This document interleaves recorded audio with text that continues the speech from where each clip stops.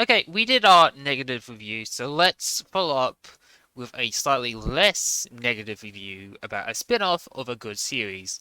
Boku no Hero Illegals, or to go by its lamer English title, My Hero Academia Vigilantes, is a spin-off of the popular My Hero Academia series, obviously.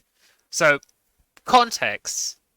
I like My Hero Academia, just like a lot of other people do. It's a fun read with a lot of good character dynamics and story arcs.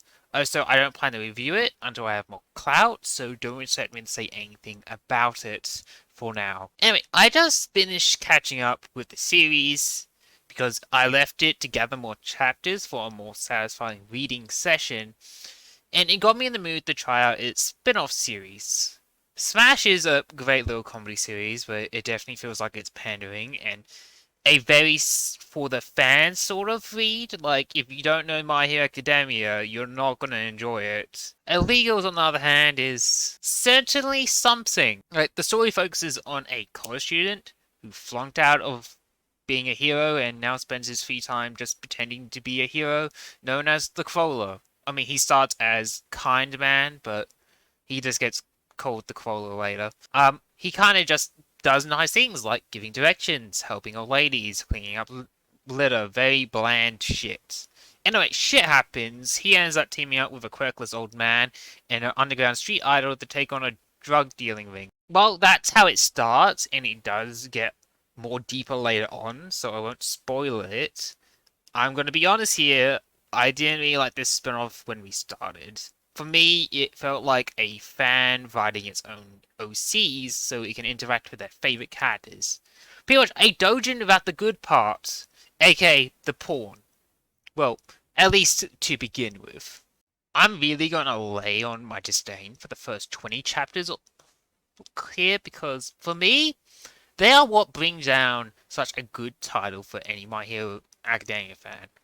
I mean, like, okay, there's like two more other criticisms, but like, this is one of them. This is like one of the main reasons. It's just like the first 20 chapters are so fucking boring and somewhat aimless, it makes me hate it.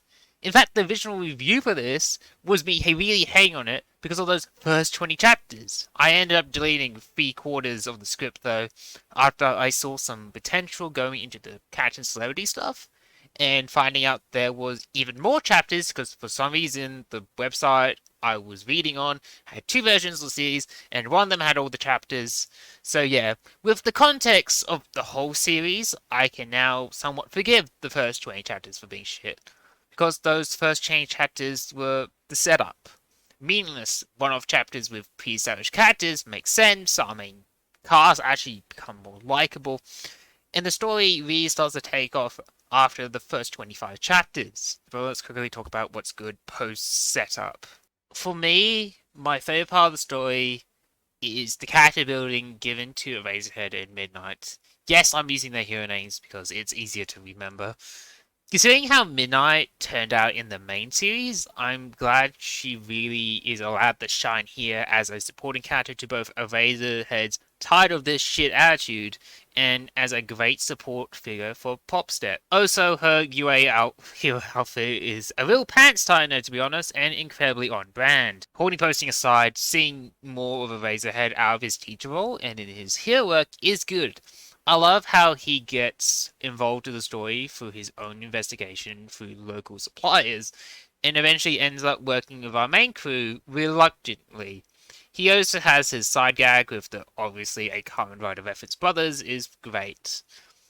That's something else that I like. Everyone comes back, even like the one-off villains in the first 20 chapters. It really liked to use all its pieces, even the one-off instant villains.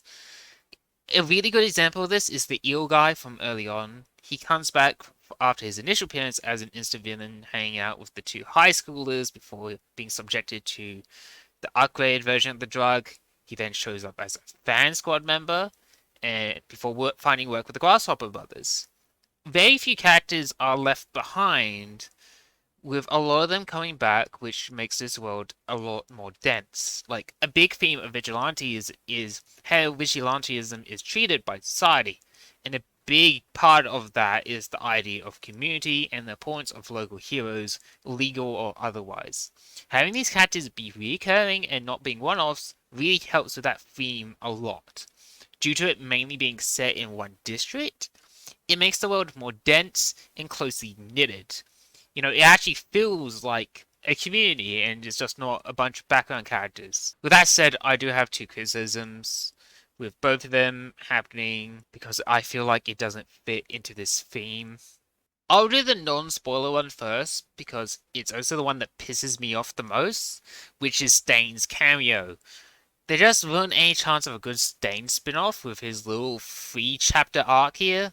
We get to see the origins of Stain as Strandharo. I think I'm pronouncing that right. I don't know why I said it with a German accent. But yeah, pretty much he goes around killing Yakuza. That's his thing. He then gets his nose broken by the old man and turns into the Stain we all know and love. He's only here to prove a point about how vigilantism can be taken too far. It's the lowest point of the series for me, and it ruins the character. I wish they used someone disposable for that idea, because I really like Stain in My Hero Academia. So to see his origin story turning into a shitty vehicle for one idea is maddening. There is so much potential in a Stain spin-off where you can follow him as an outstanding young man with great ideals who then slowly corrupted by his actions, or maybe for the actions of other characters, and his morals getting twisted. It would have been amazing, and Illegals just fucking threw it in the bin!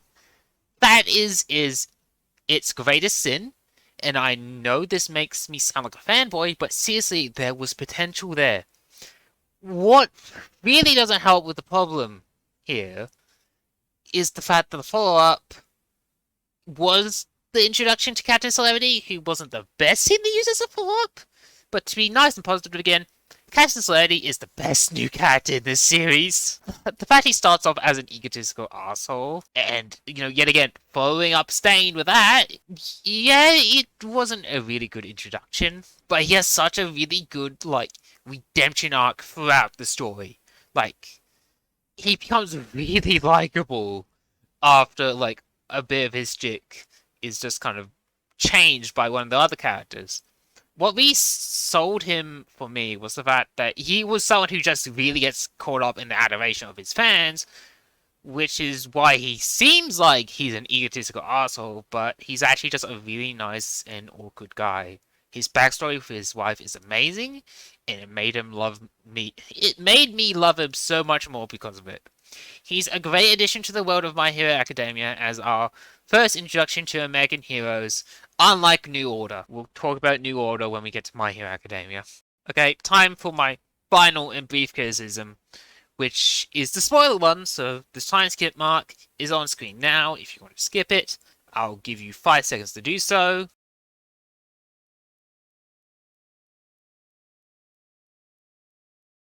Okay, so what starts as a metaphor for drug abuse in a local community setting, which would really fit into the female community, turns into an all-for-one side experiment. We find out the mystery drug dealer is actually just some side experiment of All-for-One, who stole his quirk from Knuckle Duster, and he's pretty much staying on crack. The fact that they turned a really good idea of a villain, which would have helped with the importance of community angle of the story, to turn into a tie-in to the main story sucks. It fucking sucks so much because AFO All-for-One doesn't do anything. He just shows up as a reason for our cool villain to be turned into a Stain ripoff and acts like the final fight was all part of his master plan to create the perfect successor. Fuck off! This isn't your story! You are actively ruining what was a good villain! Talk about squandered potential! Okay, maybe I was overreacting there, but seriously, you didn't need to tie in All-for-One. Despite the massive criticisms, I would still recommend My Hero Academia Illegals if you like the source material. The first 20 chapters are complete arse, but if you get through it, it's an amazing addition to the world's canon with great new characters and a good character building for fan favorites.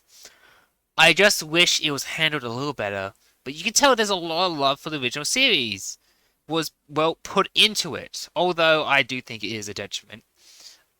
If I'm giving My Hero Academia an 8 out of 10, I'm giving Illegals 6 out of 10. Because, well, mainly due to the fact I can't recommend it to people who don't know My Hero Academia, so I'm knocking off a point there. Otherwise, if you are a fan of My Hero Academia, this is a 7 out of 10 easily. And while I'm at it, Smash gets a 4 out of 10, because it really relies on you enjoying the main series to enjoy its gags. Next time, an even more positive review, so I don't need to be molding all the time when I'm thinking about this. See you then.